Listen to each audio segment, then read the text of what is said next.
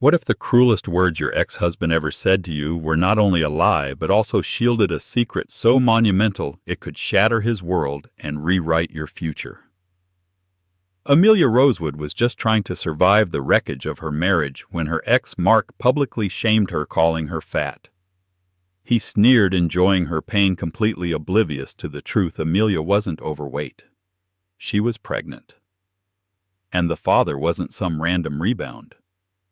He was Julian Devereaux, a reclusive billionaire whose name alone commanded respect and fear. This isn't just a story of revenge. It's the story of how one man's bitter cruelty became the catalyst for a life Amelia never could have dreamed of. The scent of rain-soaked pavement and wilting gardenias clung to the air as Amelia Rosewood locked the door to her small flower shop, petal and stem. A sigh escaped her lips, misting in the chilly October evening.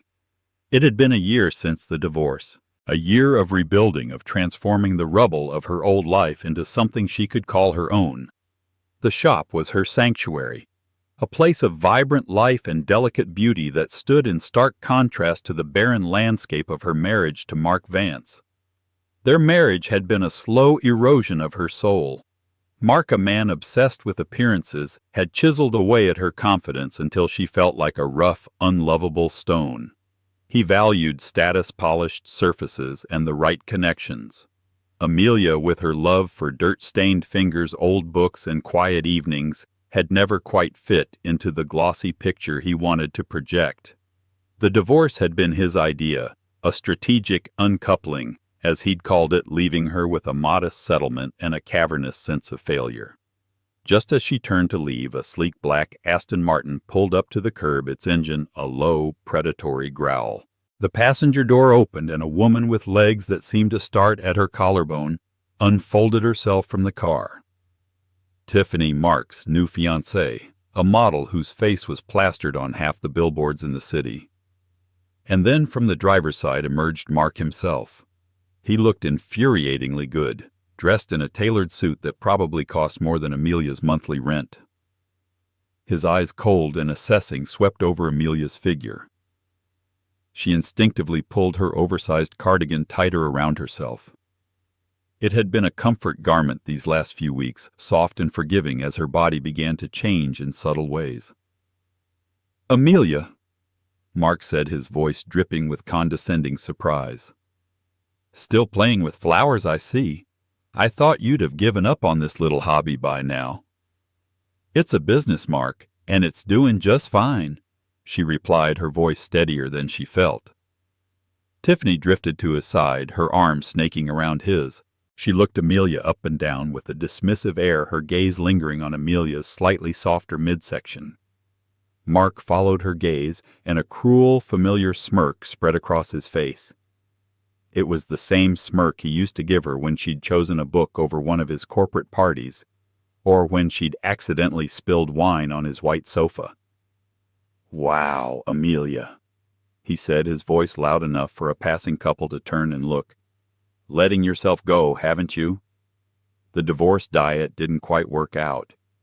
You should really watch that. No man wants a woman who looks comfortable." He paused for effect, savoring the word like a sour candy. "You've gotten fat." The word hit her like a physical blow. Fat! It was his old weapon, the one he'd sharpened and used against her for years. Every calorie counted, every dessert refused, every compliment backhanded. For a moment the world tilted, the streetlights blurring into streaks of mocking gold. The humiliation was a hot flush that crawled up her neck. She could feel Tiffany's silent, smug judgment and the curious stares of the strangers on the sidewalk. She wanted to scream.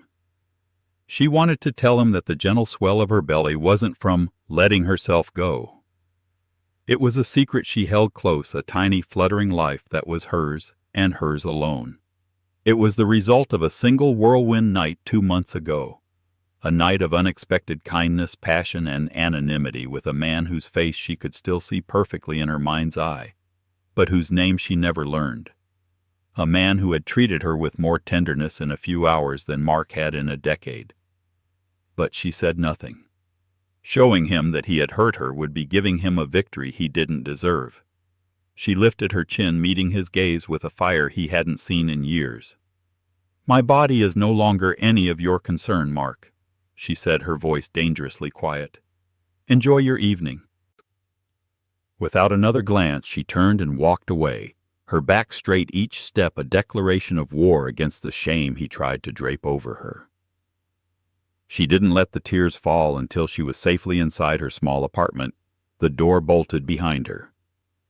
She slid down to the floor, wrapping her arms around her stomach, protecting the one pure, hopeful thing in her life from the toxic echo of his words.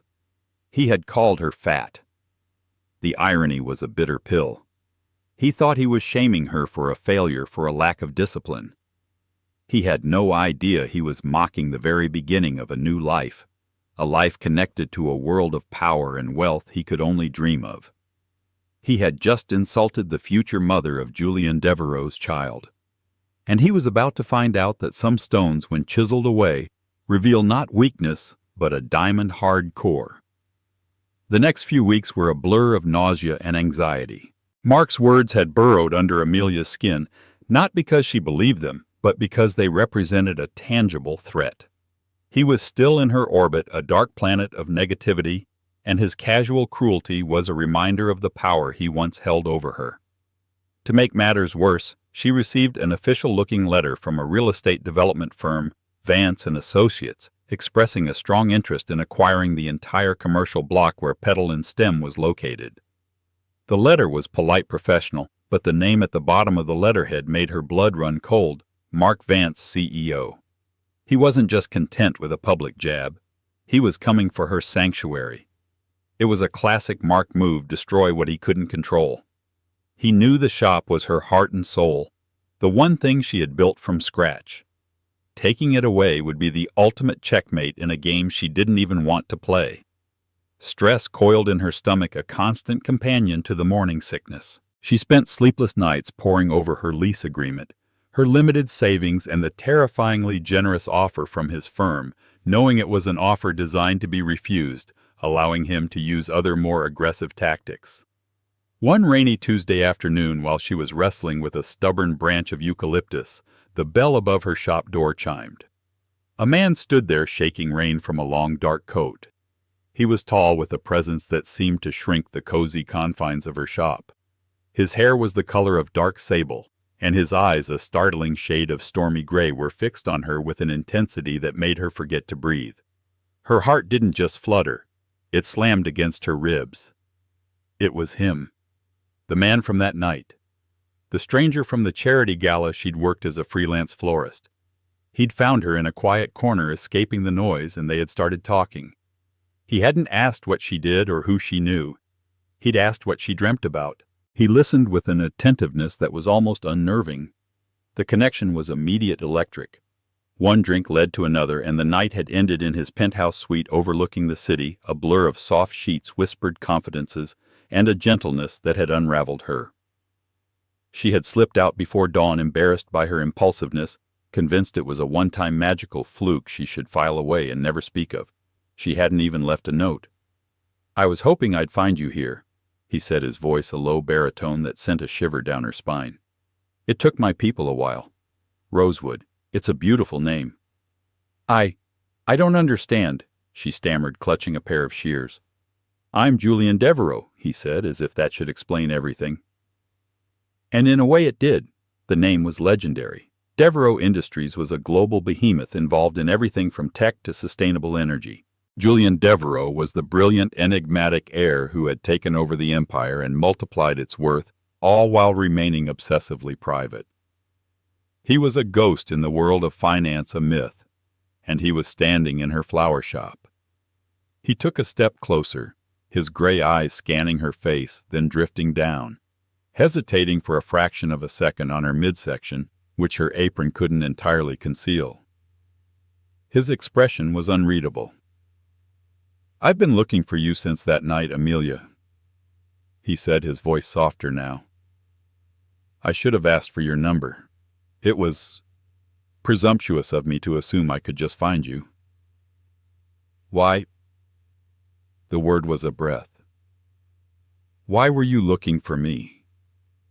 His gaze met hers, and all the power, all the legendary status seemed to melt away, leaving only the man she remembered from that night. "Because I haven't stopped thinking about you, and because I felt that I owed you more than a silent goodbye in the morning." He paused, and his eyes flickered down again, a flicker of understanding dawning on his face. "And now I have a feeling there's another reason." The air grew thick with unspoken words. This was it, the moment of truth. Her secret, so carefully guarded, was about to be laid bare before a man who was practically a stranger, a man who could crush her life with a single phone call or disappear back into his stratosphere of wealth, leaving her utterly alone.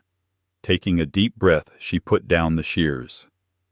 "Julian," she began, her voice trembling slightly, "there's something you need to know." He simply nodded, his gaze unwavering, and waited. "I'm pregnant," she whispered. The words hung in the air, fragile and terrifying. "It's yours." For a long moment there was only the sound of rain tapping against the window panes. Julian didn't move, didn't speak. Amelia's heart hammered against her ribs, bracing for denial, for anger, for the cold dismissal she'd half expected. Then he closed the distance between them in 2 long strides. He didn't touch her, but stood so close she could feel the warmth radiating from him. His stormy eyes were no longer unreadable. They were filled with a complex storm of emotions, shock, awe, and something else she couldn't dare to name. "Are you okay?" he asked, his voice rough with emotion. It was the last question she expected. Not, "Are you sure?" or "How much do you want?" but "Are you okay?" Tears pricked her eyes. She nodded, unable to speak. A slow, wondrous smile touched his lips. "Okay," he said as if to himself. "A baby." He looked at her, truly looked at her, and the smile widened. "Our baby." He reached out his hand, hesitating just before it touched her arm. "You're not alone in this, Amelia. I want to be clear about that. You are not alone." Just then her phone buzzed on the counter, a text from her lawyer. Mark's firm just sent a notice of intent to invoke a municipal development clause. "It's a very aggressive move. We need to talk." The stress came rushing back, a cold wave of dread. Julian noticed the shift in her expression instantly. "What is it?" "It's my ex-husband," she said, her voice tight. "He's trying to buy this building. He's trying to force me out." Julian's jaw tightened. The protective warmth in his eyes hardened into something glacial. "What's his name?" "Mark Vance." A flicker of recognition crossed Julian's face, followed by a look of profound distaste. "Vance and Associates. Small-time developer with a big ego. I've heard of him." He pulled out his phone, his fingers moving with swift precision across the screen. "Consider it handled." "Handled? What do you mean?" He looked up from his phone, and the full force of the Devereaux power was now aimed not at her, but for her. "I mean," Julian said, his voice a low, dangerous promise, "that Mr. Vance is about to have a very, very bad day." Julian Devereaux did not make idle threats. Less than 24 hours after he uttered the words, "Consider it handled," Amelia received a frantic call from her lawyer. "I don't know what you did, Amelia." Her lawyer, a harried man named David Chen, said, his voice a mixture of awe and confusion. "But Vance and Associates has completely withdrawn their offer. Not just that they sent a formal letter of apology for any undue stress their inquiry may have caused." Amelia leaned against the counter of her shop, a bouquet of half-arranged peonies in her hand. "What? How? I have no idea. But wait, it gets crazier. An hour ago I was contacted by the legal team for Argent Estates. They're a holding company, a big one. They informed me that as of 8 a.m. this morning, they are the new owners of the entire commercial block, including your building. They've also sent over a new lease for you to sign." Amelia's heart sank. "Oh, God, so I'm just being forced out by someone else." No, that's the thing," David exclaimed. "The new lease is for 10 years, and your rent is being decreased by 30%. The terms are ironclad in your favor. They've also included a clause for a fully funded renovation of the shop at your discretion. Amelia, who do you know? Amelia looked out the shop window where a sleek, dark town car was just pulling up to the curb. I think I'm about to find out. Julian stepped out of the car looking as impeccable as ever. He entered the shop, the bell chiming softly. He offered her a small, contained smile. Argent Estates, she asked, her voice barely a whisper. One of my smaller real estate holding companies, he confirmed, walking over to inspect a white orchid.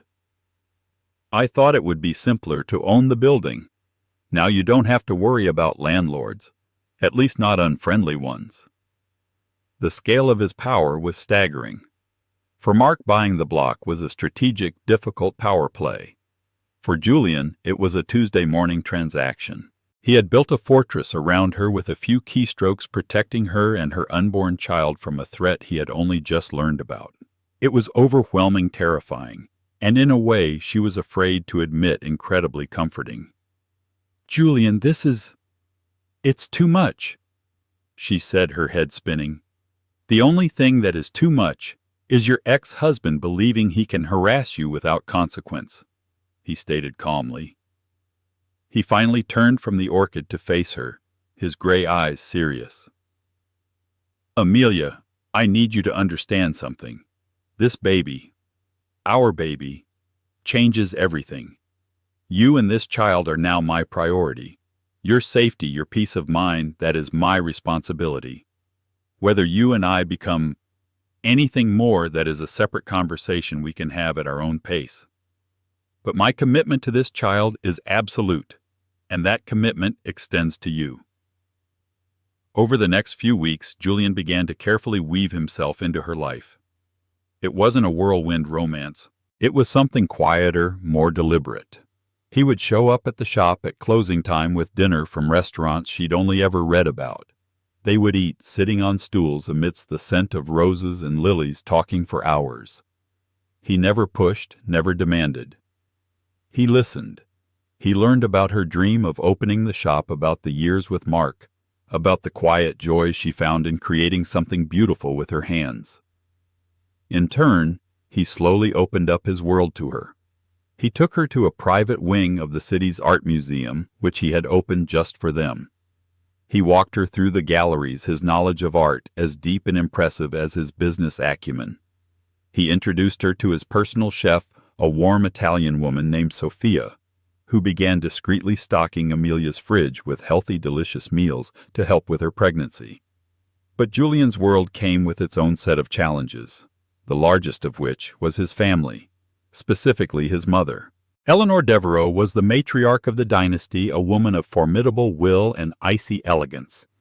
She had single-handedly guided the family and the company through a tumultuous period after her husband's death, before Julian was old enough to take the reins. Her approval was the one currency in the world that Julian couldn't simply acquire. He brought Amelia to the Devereaux family estate for dinner one Sunday, a sprawling stone mansion that looked more like a European palace than a home. Eleanor greeted Amelia not with a handshake, but with a clinical head-to-toe appraisal. She was polite, her words perfectly crafted, but her eyes were like chips of ice. So, Eleanor said over a dinner served by silent, white-gloved staff.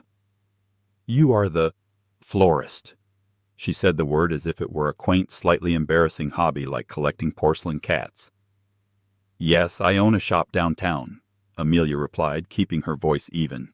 Julian tells me you were previously married. Eleanor continued, dabbing her lips with a linen napkin. Divorced, I believe. That's correct.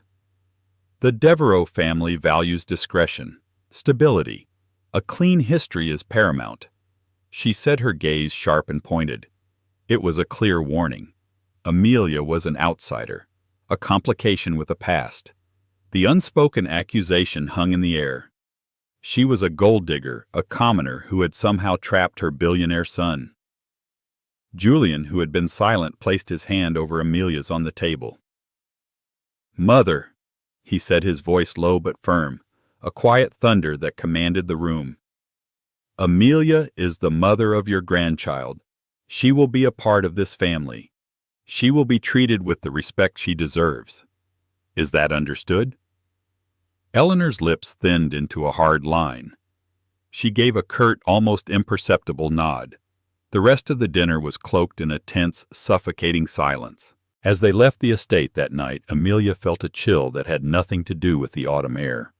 She had been protected from Mark, but she had just walked into a different kind of battlefield, one with unspoken rules and far more dangerous players. Julian could buy buildings and silence bullies, but he couldn't buy his mother's acceptance. And Amelia knew with a sinking certainty that Eleanor Devereaux was not a woman who gave up a fight easily. Mark Vance was not accustomed to losing. His world was built on a series of calculated wins, aggressive takeovers, and the strategic crushing of smaller competitors. The abrupt, humiliating reversal on the commercial block acquisition was more than a failed business deal. It was a personal affront. One day he was the predator closing in for the kill. The next he was swatted away by an invisible, omnipotent hand. His firm's lawyers were baffled. The holding company Argent Estates was a ghost. It was impeccably legal, massively funded, but its ownership was buried under layers of international corporate veils. All his inquiries hit a dead end. But what truly gnawed at him was the apology he had been strongly advised to send. It felt like bowing to a king he couldn't see. His obsession festered. This wasn't about a plot of land anymore. It was about Amelia. How could she, his quiet, unremarkable ex-wife, have access to this kind of power? The thought was maddening. He started watching her. Not just himself, but he paid a premium to a sleazy private investigator he'd used before, a man named Rick Slater. "I want to know everything," Mark instructed Slater in his sterile, glass-walled office. "Who she's seeing, where she's going, who she's talking to. I want to know who is pulling the strings." Slater, a man who seemed to perpetually smell of stale coffee and cigarettes, nodded eagerly. "You got it, Mr. Vance. It'll cost you." "Just find out," Mark snapped, tossing a thick envelope across his desk. The first few reports from Slater were mundane. Amelia at her shop, Amelia at the grocery store, Amelia walking in the park. But then the photos started to include a recurring figure, a tall, well-dressed man who was always with her. A man who drove a car that cost more than Mark's condo. "He's clean, boss," Slater reported over the phone a week later. "No credit cards in his name, cars registered to a corporation, not a person. This guy is a professional ghost."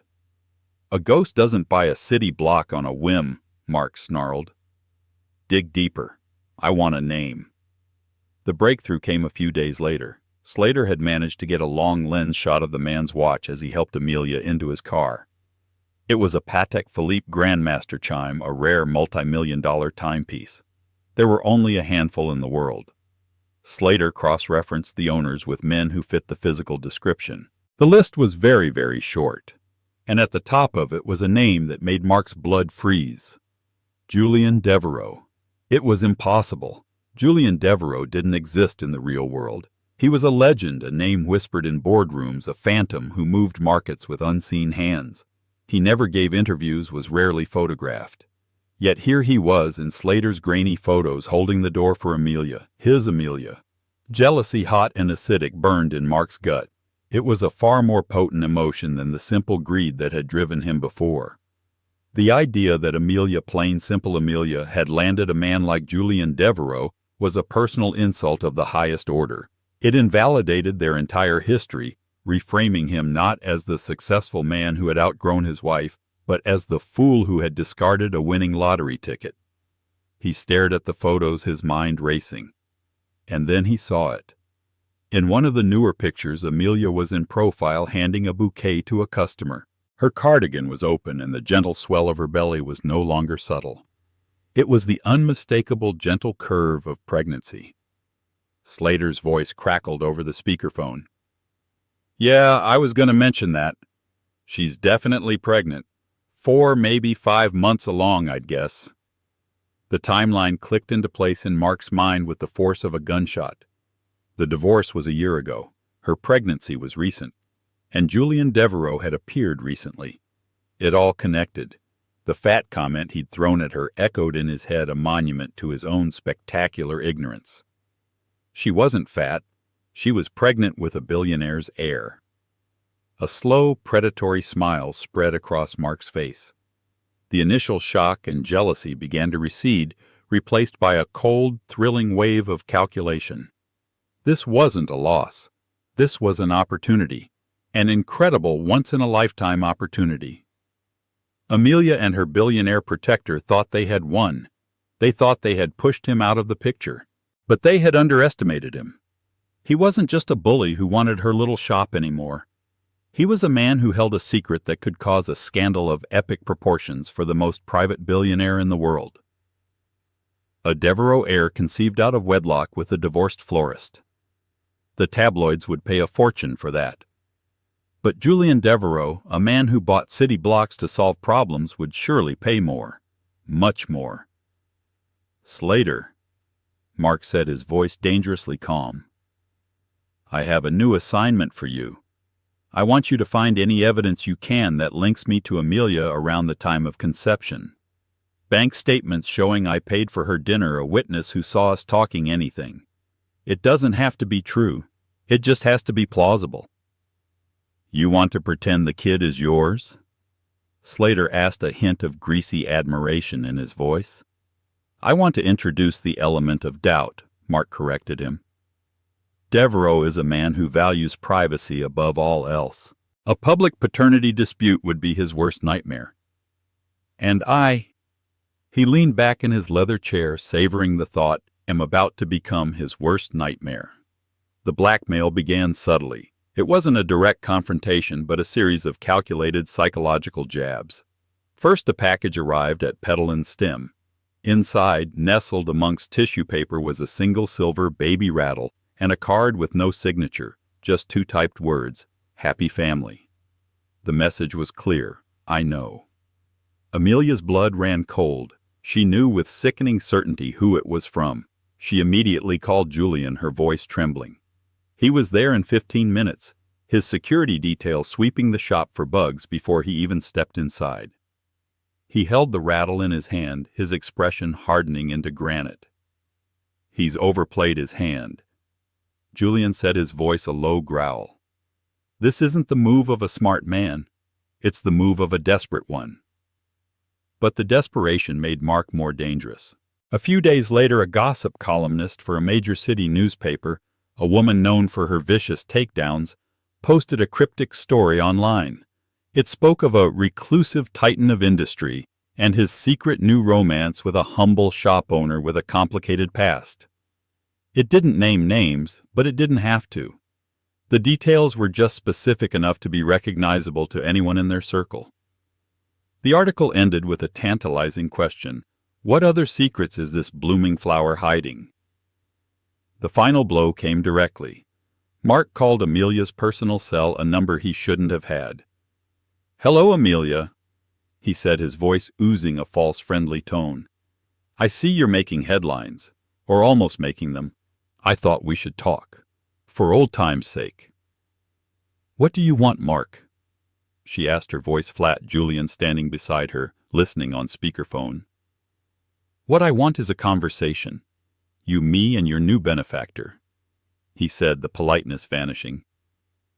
Let's say, a finder's fee, for keeping my mouth shut about your little secret. Let's not forget we were married for 10 years. It wouldn't be hard to convince people that we had a moment of nostalgic weakness. A final farewell. Paternity tests can be messy things.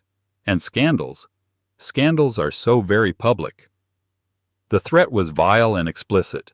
He was going to claim the baby was his, dragging them all through a public mudslinging match, tarnishing the Devereaux name and casting doubt on Amelia's character unless he was paid off.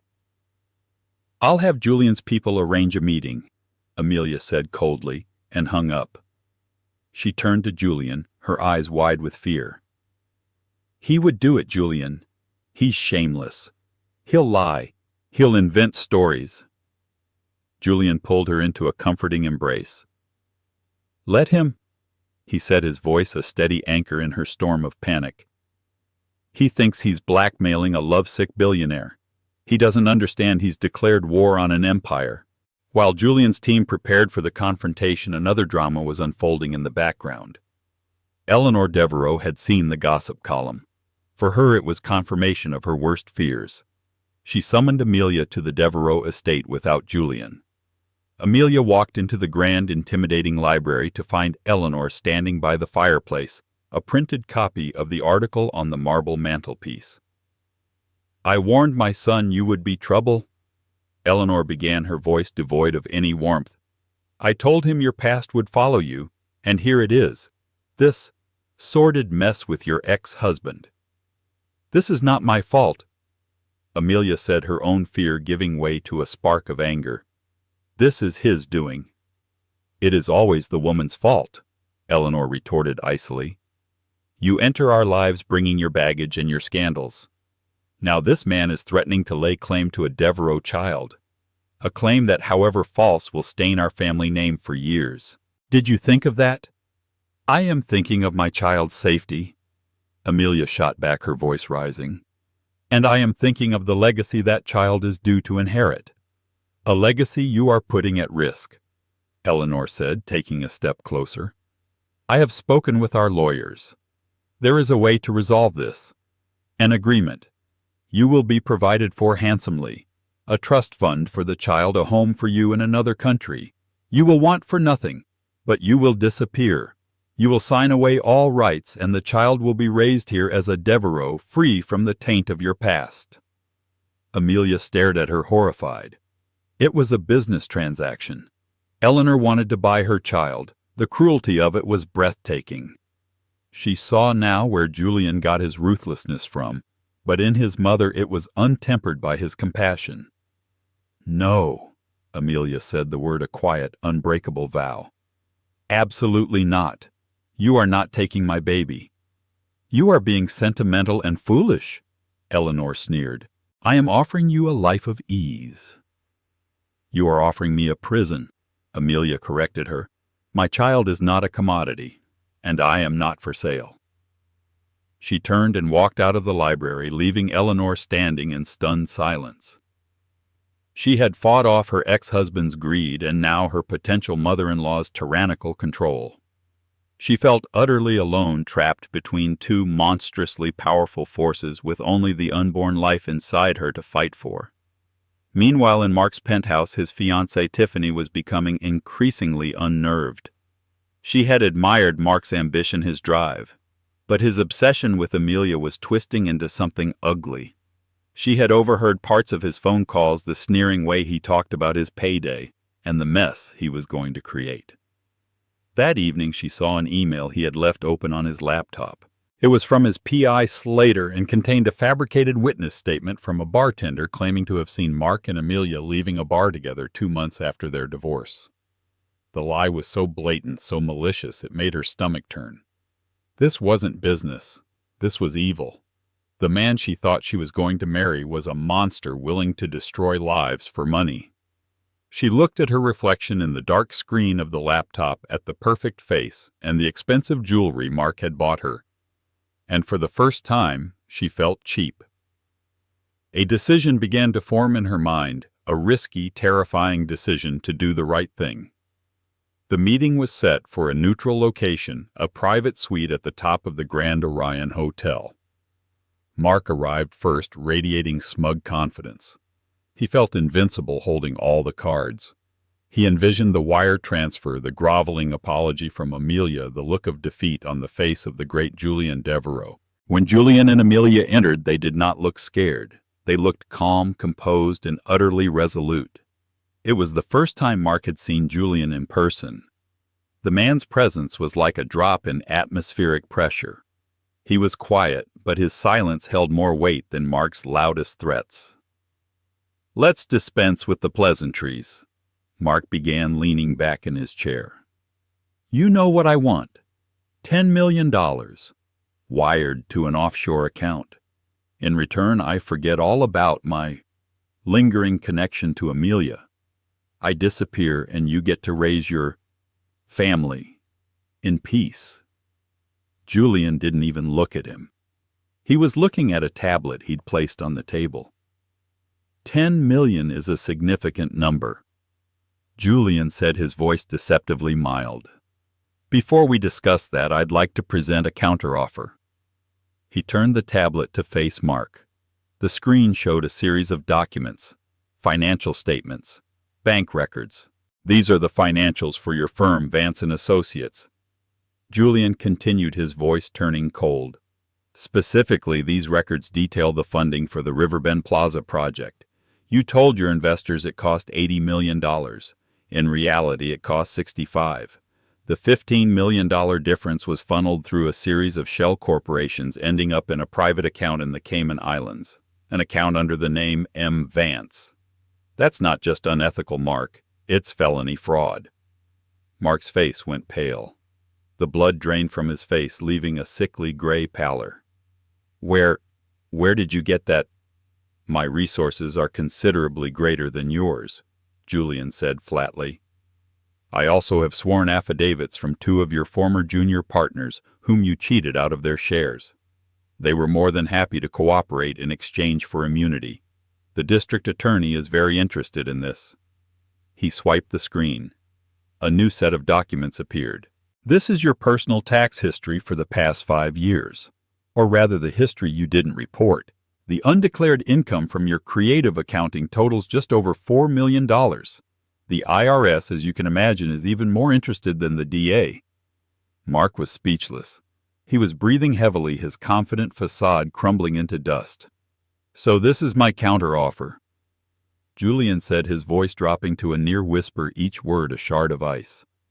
You are going to walk away from us. You are going to liquidate your assets, pay back your investors, and settle your tax bill. Then you're going to leave this city and never contact Amelia or my family again. You will do this, and in return this information, he tapped the tablet, stays private. For now. If I ever hear your name again, if you so much as jaywalk in Amelia's line of sight, I will burn your entire world to the ground.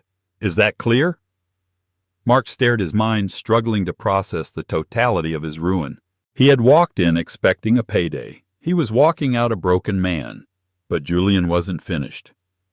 There's one more thing, he said. Amelia's phone, which was sitting on the table, lit up. She pressed play. A voice filled the room. Tiffany's voice, clear and steady. It was a recording. He said it himself. He said, "It doesn't have to be true, it just has to be plausible." He hired a PI to fake evidence. He was never with Amelia. He knows the baby isn't his. He was just trying to extort them. He called it his retirement plan. The recording ended. The silence in the room was absolute. Mark looked from the tablet to the phone, utterly defeated. He had been outmaneuvered at every turn, betrayed by his fiancée, exposed by his enemy. He had nothing left. Just then the door to the suite opened. A woman stood there, her expression unreadable. It was Tiffany. She walked over to the table and placed an engagement ring, a gaudy 5-carat diamond, in front of Mark. "I sent the rest of your things to your office," she said, her voice devoid of emotion. "My lawyer will be in touch about the apartment. I'm not a good person, Mark, but I'm not you." She looked at Amelia, a flicker of genuine remorse in her eyes. "I'm sorry," she whispered before turning and walking out of his life forever. Mark stared at the ring, then at Julian and Amelia. The hatred in his eyes was impotent, the look of a caged animal. He had lost, completely and irrevocably. He slowly got to his feet, his expensive suit looking rumpled and cheap. Without another word, he turned and stumbled out of the room, a man walking toward his own self-inflicted exile. Amelia let out a breath. She didn't realize she'd been holding her body trembling with the release of tension. Julian wrapped a protective arm around her, holding her steady. They had won. They had faced the monster and vanquished him not with money, but with truth. As they rode the elevator down in silence, Amelia felt a profound shift. She wasn't just the woman Julian was protecting anymore. They had faced this together. They were a team. She looked up at him, at the man who wielded his immense power with such surgical precision, not for greed or ego, but to defend her, to defend their future. And in that moment she knew that the feelings she had been so afraid to acknowledge were real. She was falling in love with him. The aftermath of the confrontation at the Grand Orion Hotel was not a loud explosion, but a quiet, implosive collapse. For Mark Vance, the world he had so carefully constructed from arrogance and deceit dissolved overnight. There were no dramatic headlines, no public trials. Julian Devereaux's influence was far too subtle for such crude displays. Instead, Mark was simply erased. His photo vanished from the society pages. His firm's name was chiseled off its own building, and his investors were quietly and fully reimbursed by an anonymous trust, ensuring their silence. Mark was forced into a swift, humiliating liquidation of his personal assets. The penthouse, the Aston Martin, the designer suits all sold to cover the vast debts the IRS and his defrauded partners were now demanding he pay. The last anyone saw of him was a photo snapped by a freelance paparazzo, a grainy image of a gaunt, defeated man boarding a bus at the city's grimiest terminal, carrying a single worn suitcase. He was no longer a player. He was a ghost. A cautionary tale whispered among the city's elite, a man who had declared war on an empire and been annihilated by its silent, crushing gravity. With the shadow of Mark finally lifted, a profound and welcome peace settled over Amelia's life. The final months of her pregnancy unfolded in a calm rhythm she hadn't realized she craved. The constant knot of anxiety in her stomach, a companion for over a year, finally loosened its grip, replaced by the gentle flutters and kicks of her growing baby. Her flower shop, petal and stem, became more than a sanctuary. It became a symbol of her new life being built in collaboration with Julian. The renovation he had funded was a delicate dance between his limitless resources and her specific, heartfelt vision. She didn't want a cold, modern boutique. She wanted warmth, light, and character. So Julian's architects worked alongside her, sourcing reclaimed wood for the counters and installing custom conservatory-style windows that bathed the space in natural light. Julian himself would often appear at the end of the day, his tailored suit a stark contrast to the sawdust and paint fumes, and he would listen intently as she explained her ideas, offering thoughtful suggestions. One afternoon she found him on his hands and knees helping the contractors lay antique terracotta tiles she had fallen in love with.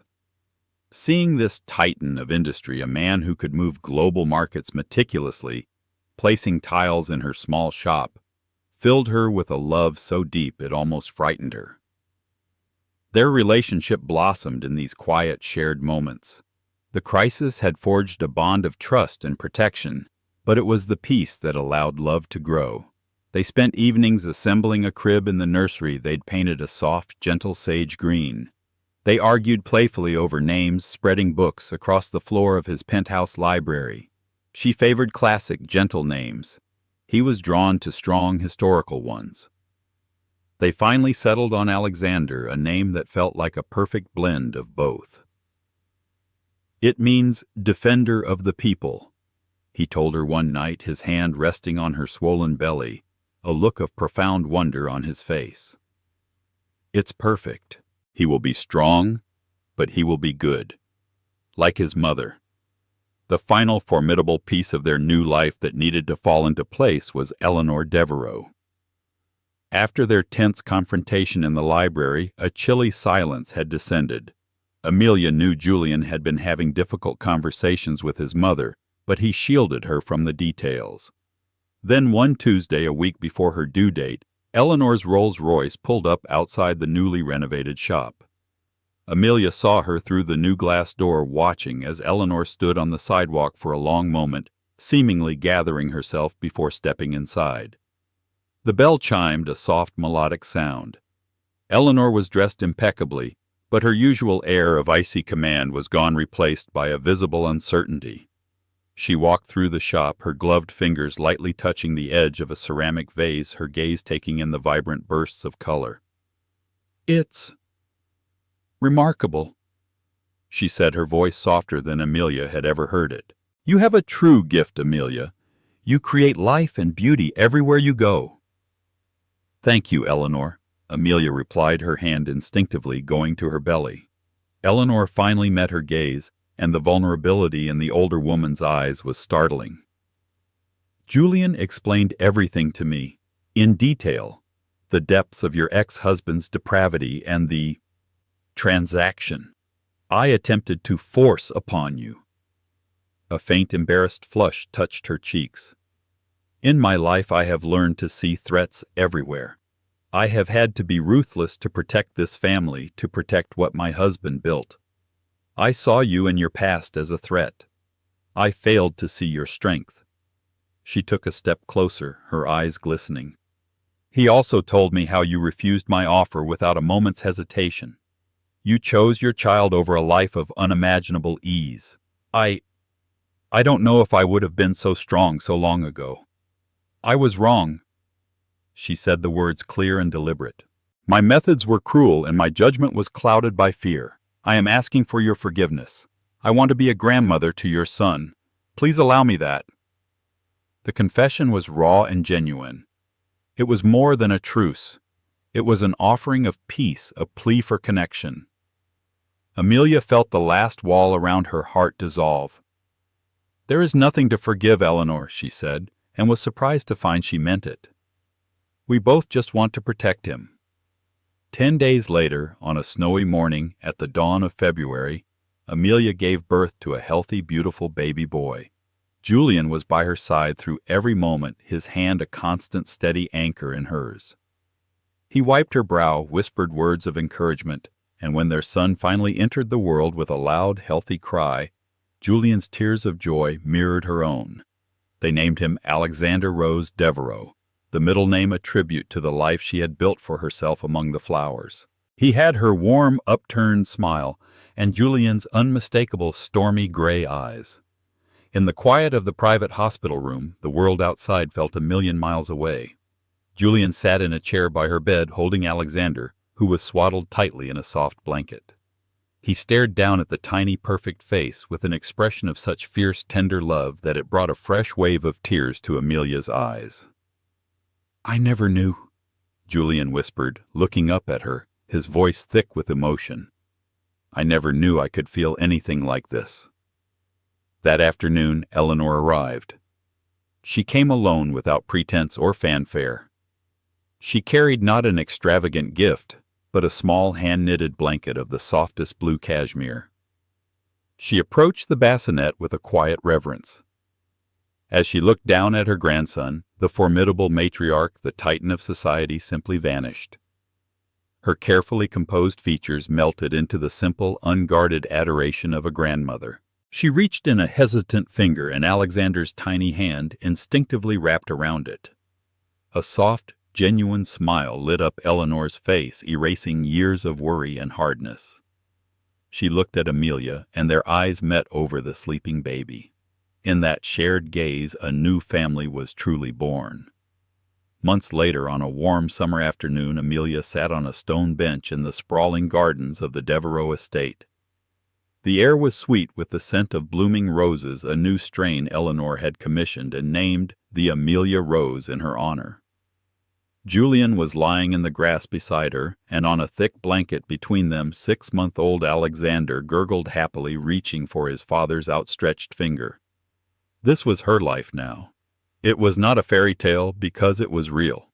It was filled with the quiet, everyday moments of love that felt more magical than any storybook ending. It had all started with a cruel word from a bitter, broken man. Mark had tried to shame her, to define her by a flaw he invented. But his cruelty had been a catalyst, a dark pressure that had revealed the diamond-hard strength within her. He hadn't known that she was already nurturing a new beginning, a future that wasn't built on his shallow world of status, but on the unshakable foundations of love, resilience, and the enduring, ferocious power of a mother. She was no longer Mark Vance's ex-wife. She was Amelia Rosewood, the woman who had grown a garden from the ashes of her past and found a love she never knew she deserved. And so Amelia's journey comes to a close. It began with a moment of public humiliation, a cruel jab from an ex-husband who saw her as nothing more than a reflection of his own shallow values. But he couldn't see what truly mattered: her inner strength, her resilience, and the incredible secret she carried. Her story is a powerful reminder that our worth is never defined by the bitter words of those who want to see us fall. It's defined by how we rise. Amelia didn't just rise. She soared, building a fortress of love and integrity around her new family, proving that true power isn't about money or influence, but about protecting what you love. If you were moved by Amelia's story of strength and perseverance, please take a moment to hit that like button to show your support. What did you think of Julian's response to the blackmail? Let us know in the comments below. Share this video with someone who might need a reminder of their own inner strength. And of course, don't forget to subscribe to our channel and turn on notifications so you won't miss our next real-life drama. Thank you for listening.